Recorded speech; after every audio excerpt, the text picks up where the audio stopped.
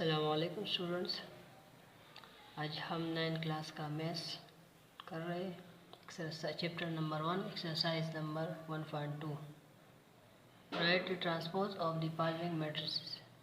Transpose ہم کس طرح کریں اس کو اب ہم ایزیلی کنورٹ ہے۔ ٹرانسپوز کا طریقہ بہت ایزی ہے لیکن اس کو سمجھنے کے لیے تھوڑا سا میتھڈ ہے۔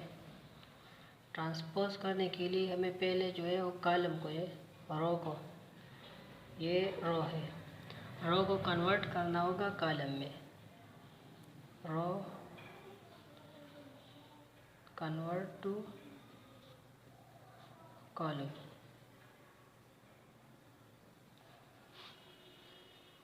پی ٹرانسپوز اکول ٹو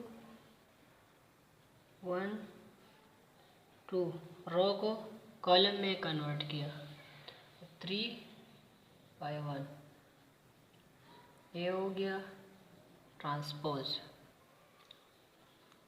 اب ایک نیا اور کوشچن کرتے ہیں ٹرانسپوز پہ، آپ لوگ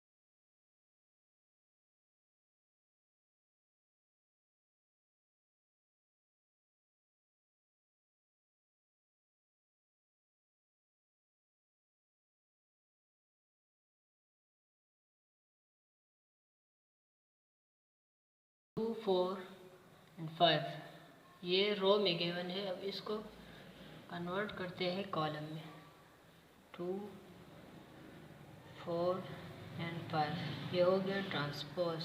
سیکنڈ کوشچن، امید ہے آپ لوگوں کو ٹرانسپوز کی سمجھ آ گئی ہوگی۔ اس 1.2 میں ایک اور کوشچن کرتے ہیں سائمیٹرکس۔ سائمیٹرک کس طرح کرتے ہیں سائمیٹرک میٹرس۔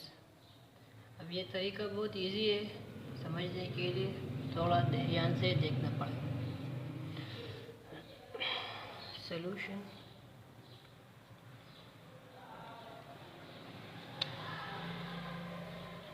اب یہ جو ہے سائمیٹرس، یہ جو ہے میٹرکس گیون ہے، اس کو اب سائمیٹرک کے لیے کنورٹ کرنے کے لیے ہمیں جو ہے اس کا ٹرانسپوز لینا پڑے گا۔ اس کا ٹرانسپوز جو ہوگا وہ ہے اے ٹرانسپوز۔ ٹرانسپوز کالم میں، یہ رو ہے، رو کو کنورٹ کرتے کالم میں 5 -7، یہ جو ہے -7 5، دونوں رو جو ہے کنورٹ ہو گئے کالم میں۔ اب ہمیں پتہ کیسے چلے گا کہ یہ سائمیٹرک ہے یا نہیں۔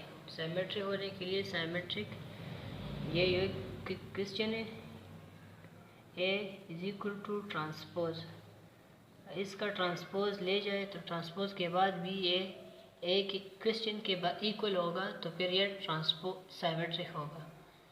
آپ جو ہے دونوں کوشچن اور آنسر دونوں کو دیکھ لیں گے تو دونوں سیم آ رہے ہیں 5 -7 5۔ اس کا ٹرانسپوز لینے کے بعد بھی یہ جو ہے اس طرح کا ہے 5 -7 5، اور یہ سیم آ رہے ہیں تو یہ کیا ہے سائمیٹرکس۔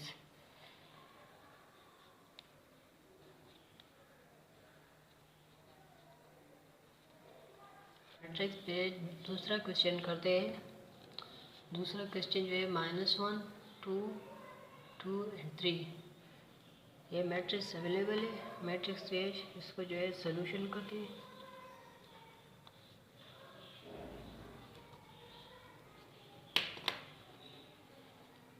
इसका सोल्यूशन बहुत ईजी है, इससे पहले भी क्वेश्चन किया, लेकिन ये दूसरा जो है आपको समझने के लिए दूसरा भी करता हूँ। मैंने पहले क्वेश्चन में बताया कि सपोज ये बी नंबर है, बी इज इक्वल टू -1 2 2 3, ये क्वेश्चन है। इसमें 2 रो है, रो को कन्वर्ट करते हैं, ट्रांसपोज लेते हैं। इसका ट्रांसपोज का तरीका है, रो को कन्वर्ट करते हैं कॉलम में, -1 2 -1 और 2, -1 ऊपर आ गया और 2 नीचे गया। दूसरे नंबर रो में 2 और 3, ये हो गया इसका ट्रांसपोज।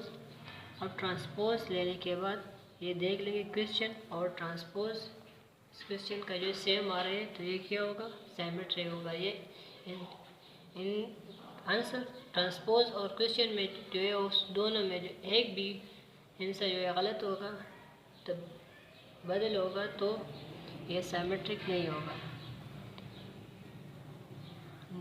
देखते हैं, -1 -1 2 2 2 and 2 3 and 3 दोनों जो है सेम है, is equal to A. Hence B is a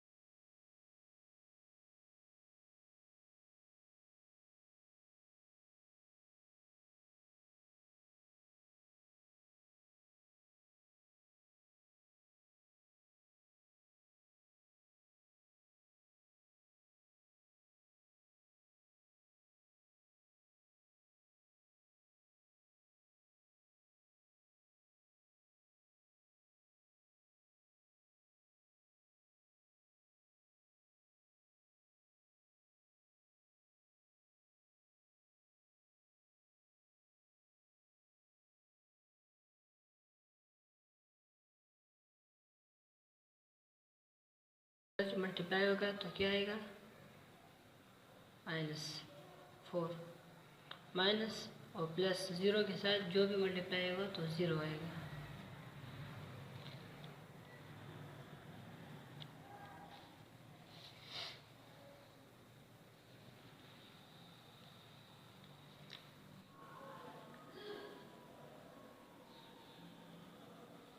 is A transpose equal to -A।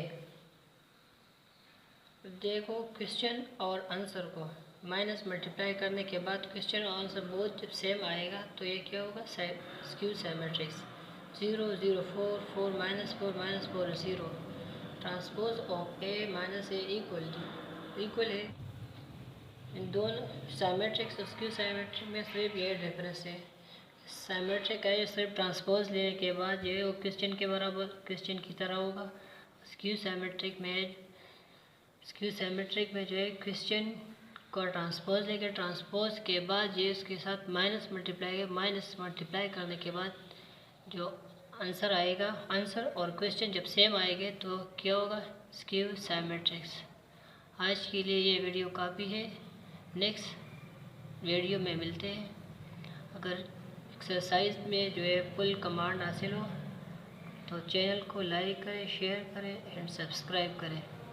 Subscribe करना मत